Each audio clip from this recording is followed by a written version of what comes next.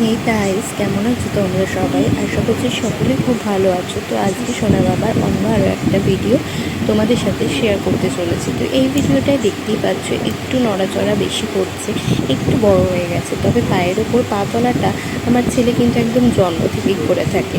কি সুন্দর পায়ের ওপর পা তুলে দেয়। আর দেখো, উল্টাতে তো শেখেনি, এখনও খুবই ছোট, তবে আস্তে আস্তে সবই শিখবে। তবে দু হাতে কালো কার আর পায়ে কালো কারটাও ছোটো থেকে এখনও অবধি পড়ে থাকে। টিপটাও পরিয়েছি দেখো। যাই হোক, তোমাদের সাথে শেয়ার করব আজকে সোনা বাবার ছোটোবেলার কিছু কথা।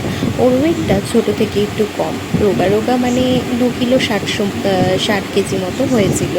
আমরা ভেবেছিলাম অনেক বড় হয়ে গেছে, কারণ ডাক্তার সেরকমই বলেছিল। জানি না কি অসুবিধা হয়েছিল, কিন্তু ওয়েটটা একটু কম বলে ছোটো থেকে একটু রোগা গোছে, আর মাথায় চুলটাও একটু কম। তবে তুই আমার সব রে সোনা, তোকে আমি খুব ভালোবাসি।